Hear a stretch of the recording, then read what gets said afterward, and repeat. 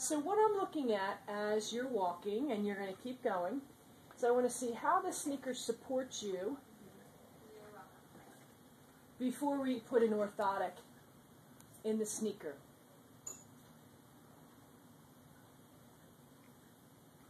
So one thing that I'm still aware of is the position of your knees and how they're still rolling in, and go ahead and take that back.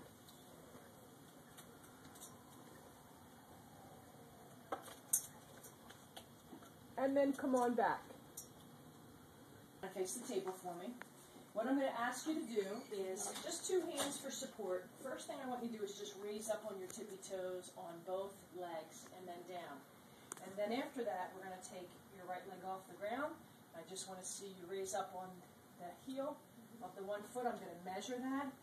And so first let me see you bring both feet up off the ground. Hold on for support. Both tippy toes. And then back down. Do that again for me. Okay, and then back down. Now I'd like to see your right leg on the ground, left leg off the ground. And let's have you just bend it behind you, but hold on for support. And let me see you raise up on your tippy toes. And then down. And then again. And then down. And one more time for me, Erin. Raise up, hold that there. Okay. 3 1/4 and down. One thing that I'm noticing on here is that your heel bone is supposed to invert immediately when you raise up on your toes. And yours doesn't happen that way. It happens very, very late in the cycle.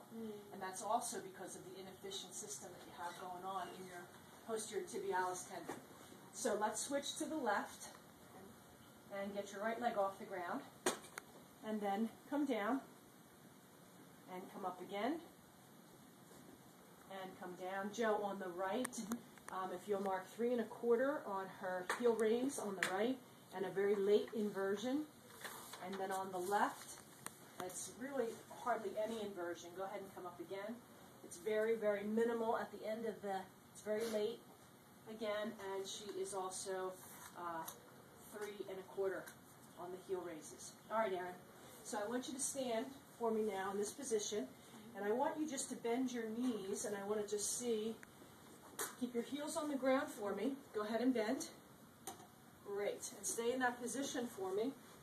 One of the things I want to look at and see is, are you translating at least 10 degrees the tibia over the foot? And you are. And then come on back up. Let me check that on the other side as well. Go ahead and bend again.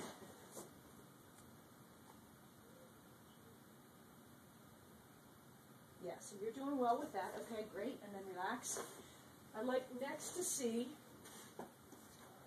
you raise your toes up. So big toe if you can on both feet. And raise those down. Yeah, if you can. And then come on back. Okay. So one thing that I'm looking at right now is the medial longitudinal arch. On the right, it's very depressed. And on the left, it's fairly well maintained, but definitely a difference from right to left. Your rear foot aligns to your forefoot, and where you're compensating the most. So right now, I'm just going to divide.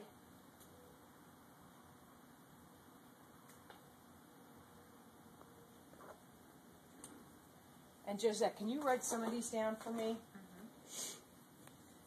So first thing is, Lauren, I'm just going to, Erin, sorry. Manipulate your foot and find its best neutral position. And in the best neutral position, you have a very nice straight rear foot. So 0, Joe, is the alignment on her rear foot, so she's really well matched in that regard.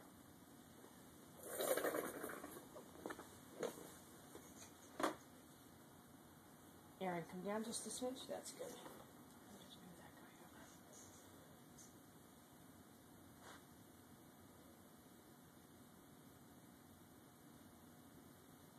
Okay, so in that same neutral alignment here, we're going to come down and look at the forefoot And she does have a 4-foot varus, though it's not beyond the normal limits. On the 4-foot varus, she has about 8 degrees of 4-foot varus, and 10 is the normal limits there. She does have callusing on the 5th MP joint and also on the medial surface of the big toe.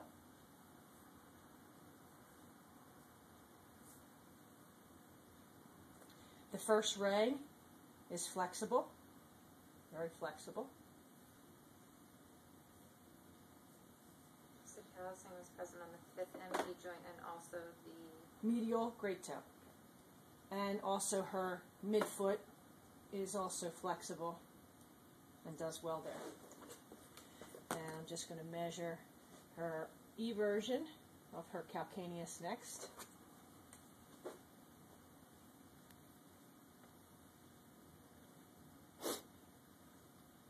And eversion looks to be about 12 degrees, and this is on the right. And the inversion of the calcaneus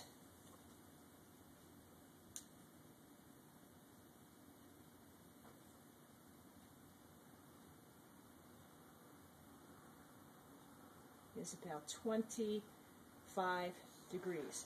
So pretty normal relationship, Erin. Your foot should be able to invert about twice the amount that it can evert. So that all looks pretty decent for you. I'm going to cast you now for the orthotics. The cast material is going to feel nice and sloppy and wet, and I'm going to manipulate your foot just like I did when I was looking at some of your measurements. So you will just relax that foot. I'm going to move the other one out of the way a bit and enjoy being casted. Have you ever been casted before? I never have. Oh, this is fun. So we're going to make a slipper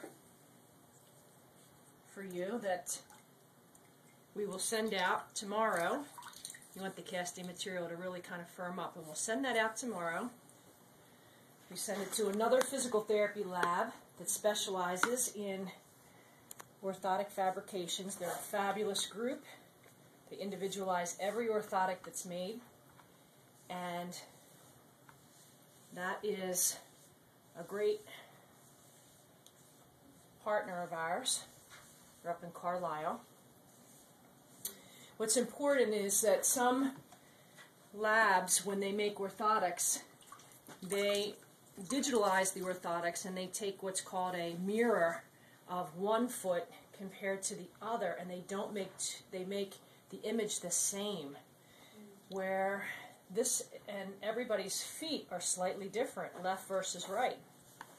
And so what's okay for one foot is not necessarily the same as what happens on the other foot, and that's very important that orthotics are really made very individual, right foot and left foot separately, not a mirror image where they both say, well, this foot looks like the other, let's just make a picture image and then we'll make that orthotic, because then oftentimes one foot might feel okay and the other one doesn't.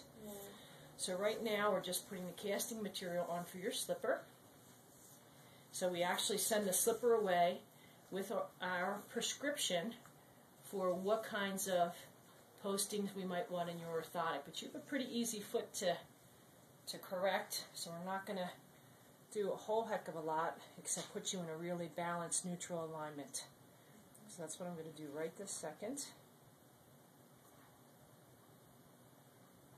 And that's why I wanted you to wait on getting your sneakers, because the orthotic is going to fit you like a glove. Does my foot have the tendency to roll outward or inward? No, it has the tendency to roll inward.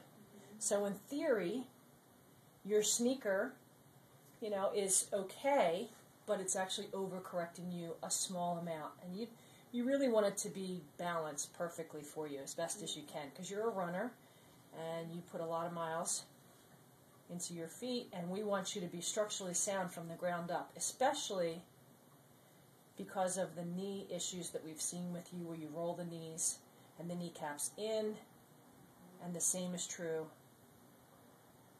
with your hip, your femur. So that in time can create problems up and down the whole chain, from the ankle to the knee to the hip to the back. So in addition to your therapy program and the exercises that we've given you and the strengthening and the control pieces and teaching you better body mechanics for how you do things, this is going to be another tool in a very comprehensive approach. Sending out to our physical therapy lab in Carlisle, what will happen is they will make a shell of this impression, and this harder shell is going to give you the most support in your orthotic. You don't need this, but this is a metatarsal pad, but just to give you the understanding, the shell goes into then a bottom cover that's made of a EVA puff material and also a top cover. These orthotics are fantastic because once you're actually wearing them, they're very forgiving. They're not a hard plastic. They're easy to adapt to, but it'll be built to your specifications of what you need. And then if, for whatever reason, you're going to break these orthotics in over the course of a couple weeks, and if for whatever reason they're not fitting you exactly right, which I haven't had any issues with that yet, I can triage this and just take down the edge just a little bit, but I think you're going to be in pretty good shape. I would recommend waiting to get the sneakers until we get the orthotics, and then you can take them, and then we'll give you our best recommendation for what sneakers to wear. And then you'll continue with your exercise program, including all the stuff we've given you for your hip, your knee, your back, and you should be in good shape.